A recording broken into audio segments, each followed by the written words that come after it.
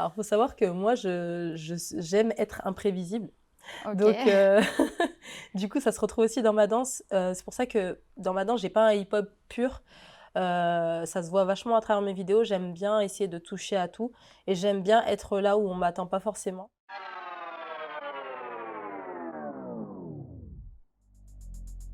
Bonjour Chrissy, bienvenue. Comment Bonjour. allez-vous? Bah, ça va, merci, ça Ouais. va.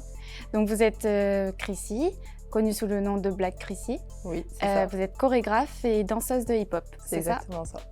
Vous habitez donc à Lyon? Oui, Ouais. oui, oui. Vous êtes originaire d'ici?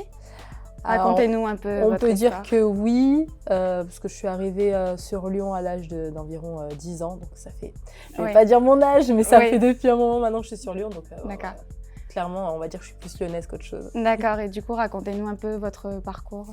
Alors mon parcours, en danse, il est un peu, déconstruit si je peux dire ça comme ça, parce que j'ai commencé, une première année sur, Paris à prendre des cours de danse. D'accord, OK. Mais après quand je suis venue sur Lyon, c'est vrai que, tout de suite j'ai pas su, trouver une école de danse et puis c'était assez compliqué. Donc pendant à peu près, jusqu'au lycée au moins facile, j'ai eu un long temps où, j'ai pas vraiment fait de la danse, où c'était de manière entrecoupée D'accord. et j'ai vraiment repris, lors de mes études supérieures.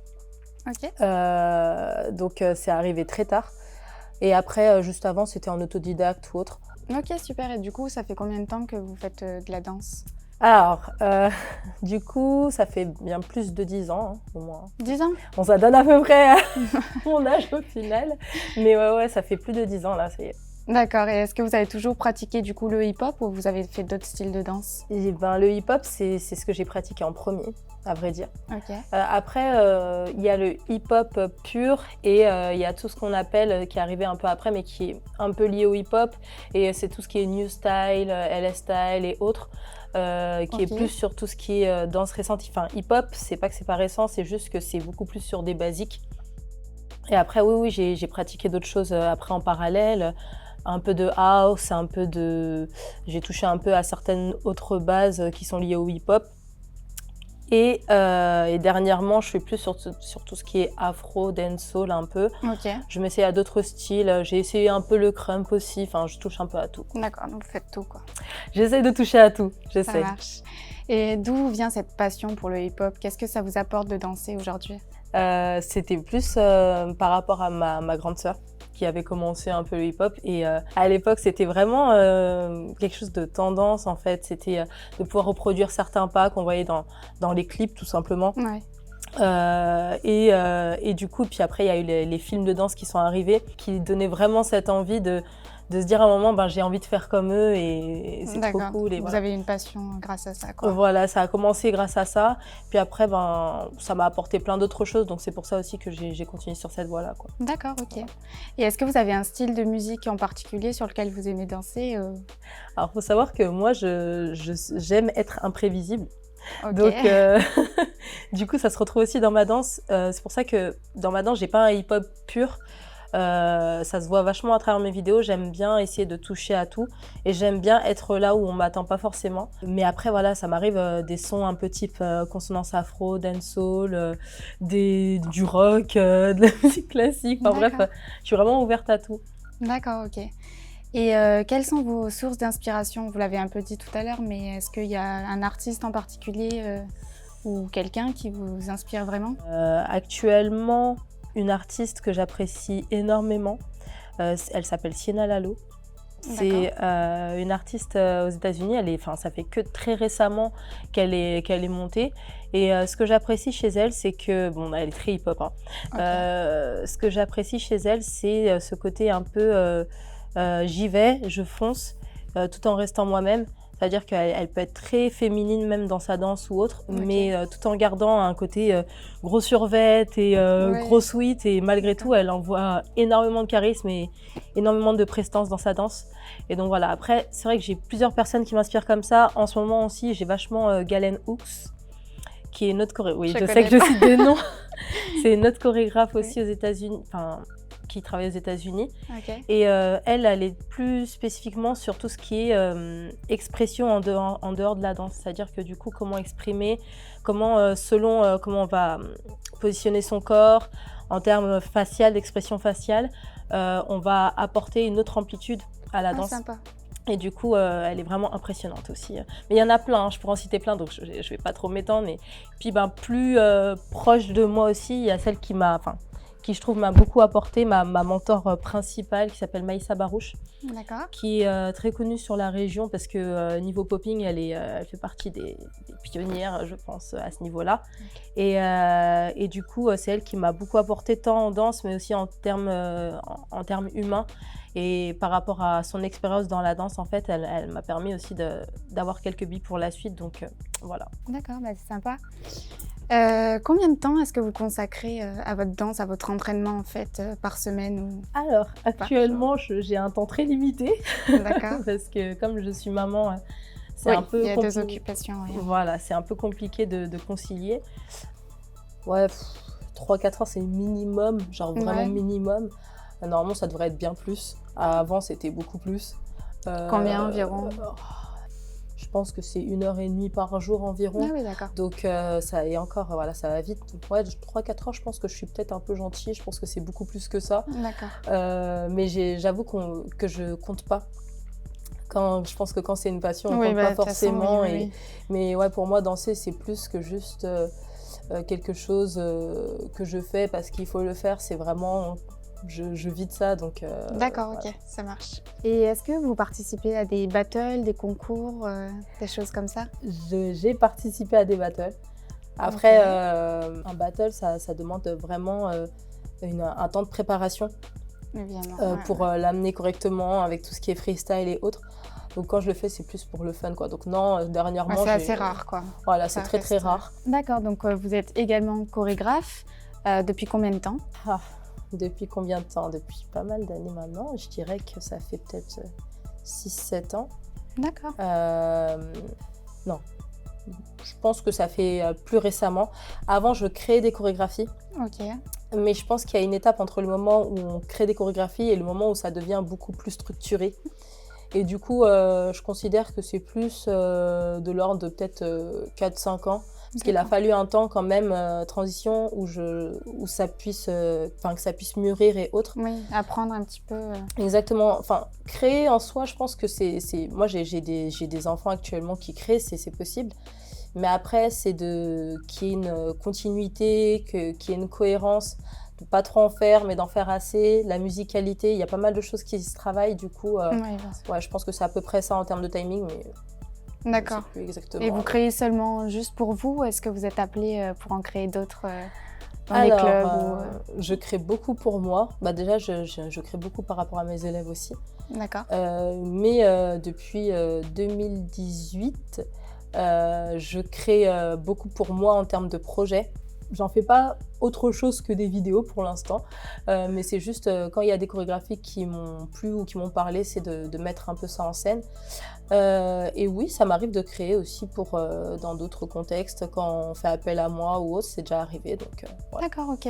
Et qu'est-ce qui vous a donné l'envie de créer du coup? De créer, au début, c'était pas une envie. C'est très bizarre à dire.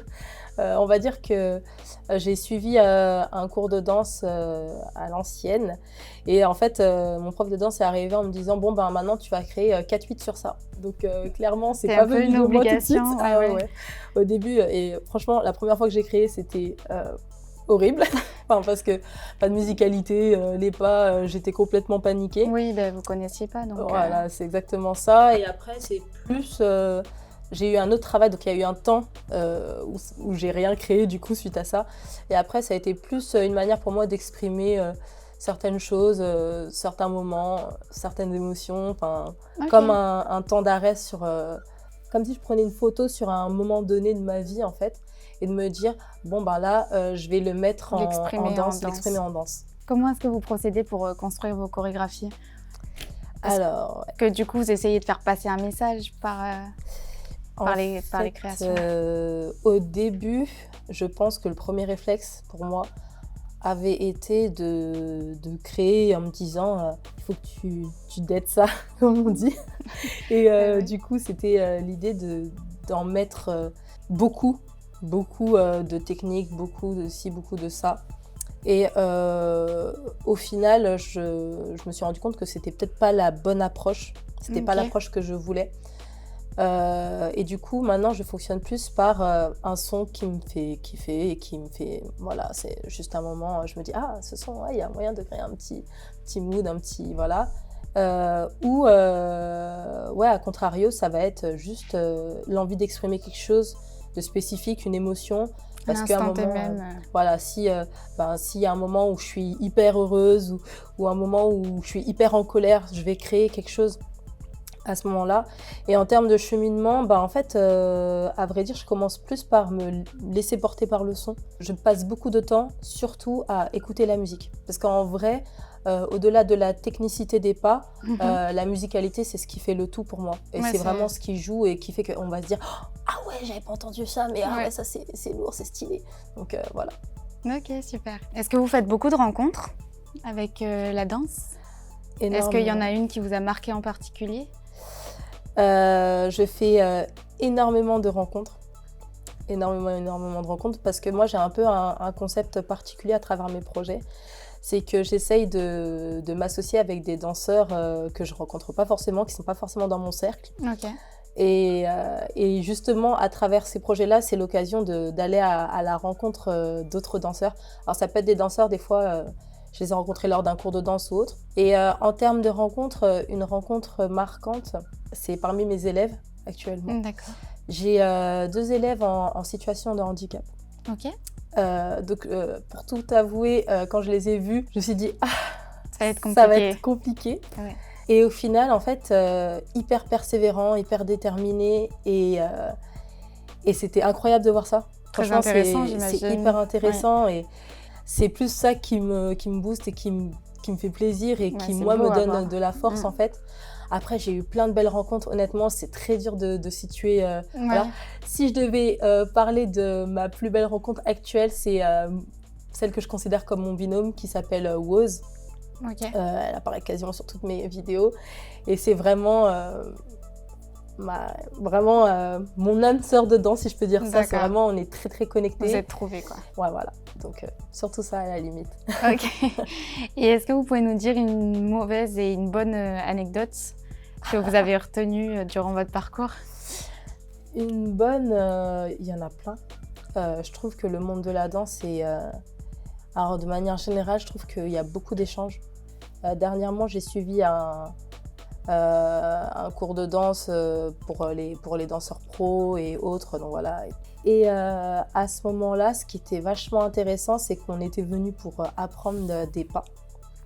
Mais que c'était allé au-delà de ça et qu'il y a eu beaucoup d'émotions. À ce moment-là, dans la salle, on ne se connaissait pas forcément. D'accord. Mais ça a été un moment très fort où on a tous pu lâcher quelque chose de bien spécifique. Et du coup, c'est ce temps de connexion qu'on ne pense pas pouvoir avoir avec des personnes qu'on ne connaît pas, mais qu'on est capable d'avoir à travers la danse. Et ça, pour moi, c'est vraiment quelque chose d'exceptionnel. Et c'est ce qui me fait vibrer à travers la danse, en fait. C'est de pouvoir être connecté à des personnes que tu les rencontrerais dans la rue, tu t'arrêterais même pas, tu passerais devant. Et en fait, là, il y a ce petit truc, en fait. Il y a une connexion qui se Après, mauvaise expérience, il y en a. Il y en a. On va dire que ce que je déplore des fois, alors c'est pas tout le temps le cas, ce que je déplore, c'est que certains prennent, alors je prends beaucoup de pincettes, certains prennent les autres en fonction de leur niveau, en fonction de leur, s'il y a la fame ou pas, si un tel ou une telle est coté ou pas. Et je trouve ça dommage. Parce que du coup, c'est aussi passer des fois à côté de certains super bons danseurs qui, pour moi, sont hyper talentueux, mais qui n'ont pas forcément toute la stratégie de com qu'on peut avoir sur les réseaux sociaux et autres pour se mettre en avant. Et puis aussi, une dernière chose que je déplore, c'est des fois on va faire tous pareil, en fait. Et on va suivre des modes. Alors, c'est bien de suivre les modes, mais pas trop. Pas au point de, je pense, perdre... sa personnalité, son essence même, et ce qui fait que, à un moment, on est nous-mêmes et on se démarque par rapport aux autres parce qu'on a une personnalité différente et parce qu'on est tous uniques en soi. Donc des fois, de voir tout le temps les mêmes choses, je trouve ça un peu dommage. D'accord, ok. Et du coup, comment est-ce que vous êtes fait connaître? Et justement, à travers ces projets-là, moi, j'aime bien aller chercher dans tous les cours de danse aller dans toutes les écoles, dans toutes les structures. Donc je pense que je me suis fait surtout connaître par rapport à ça au début, parce que je suis un électron libre et que je suis un peu de partout. Et après, vraiment, comment je me suis fait connaître au niveau des réseaux, ça a été mon premier gros projet, Seven Rings, une choré que j'ai fait sur le son d'Ariana Grande. Et je ne m'attendais pas à cette retombée-là. Mais c'est un projet qui a super bien marché. C'était comme un renouveau pour moi. En plus, il y avait vraiment un travail de fou qui a été fait par celui qui filme tous mes gros projets, qui s'appelle Ivy Maker. Dédicace à Ivy Maker, si tu me vois. Et qui est un gros caméraman et qui fait un travail de fou. Et puis, je pense qu'il y a une cohésion de groupe. Tout s'est fait, tout s'est bien lié. Et j'ai apporté à ce moment-là quelque chose de nouveau. Donc, il y a eu un effet boom un peu, dont je ne m'attendais absolument pas. Mais super, quoi. Mais ça a fonctionné. Ouais, ça a fonctionné. Voilà. Et du coup, est-ce que vous arrivez à en vivre de cette passion? Ou est-ce que vous avez une activité à côté? Alors, est-ce que j'arrive à en vivre? Oui. C'est que depuis cette année, vraiment. L'année dernière, je faisais plus des remplacements. Là, cette année, c'est la première fois que je me lance. Donc, j'ai repris certains cours. Ok. Et j'arrive à, pour l'instant, en vivre. Après, en vie, c'est compliqué. Vu les conditions actuelles, je pense que je n'ai pas commencé à me lancer vraiment au meilleur moment. Ouais, j'essaye d'en vivre. Je me suis dit que je vais essayer au moins quelques années de voir qu'est-ce que ça donne. Mais ouais, pour l'instant, j'arrive quand même à m'en sortir avec les cours que je donne et les projets que je fais, quoi. Ouais, tant mieux. Ouais, heureusement. En tant que chorégraphe et danseuse, vous aviez certainement des rêves, des challenges à accomplir. Lesquels et est-ce que vous avez pu les réaliser? En tant que chorégraphe et danseuse, pour moi, c'est de toujours me dépasser. Et du coup, en fait, il y a un des points qui, je pense, sera toujours continuel, c'est de continuer à me réinventer à chaque fois.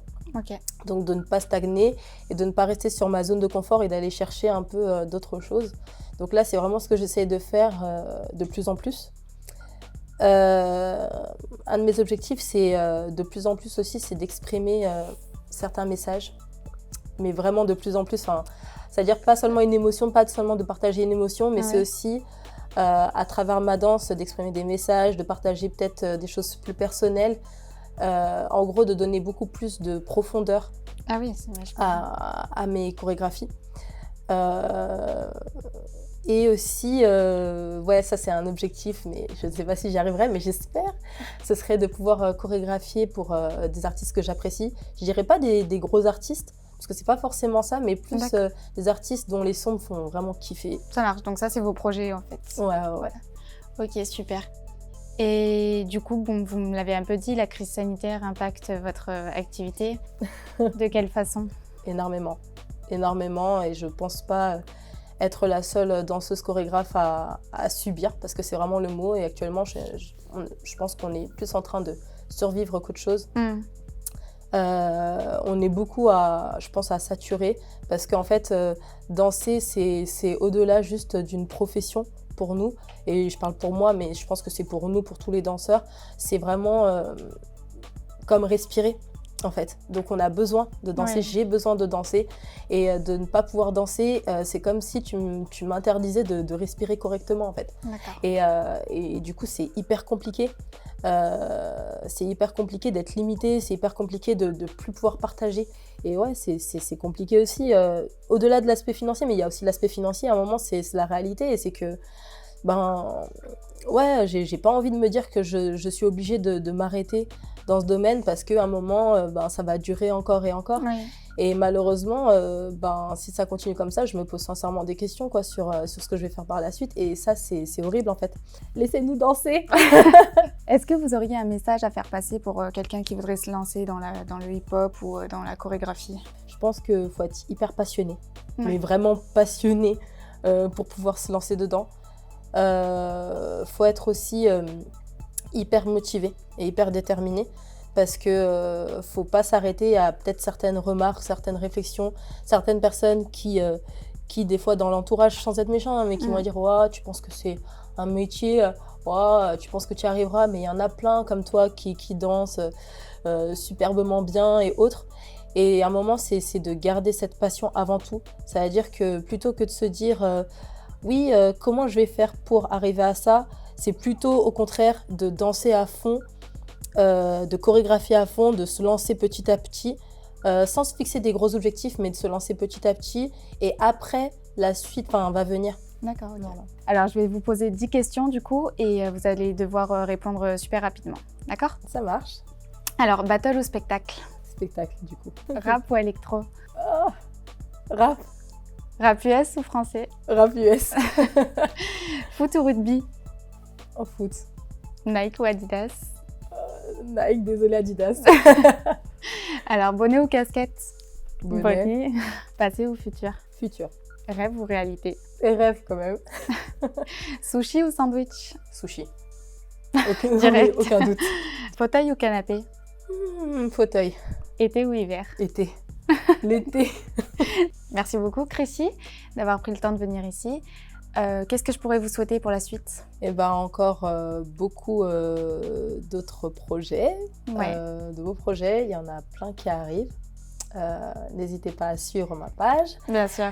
Et puis ouais, plein de belles choses. Beaucoup de danse surtout. Et ouais, je pense que c'est le plus important au final. Eh bien, je vous souhaite tout le meilleur. Merci. Chrissy. Merci.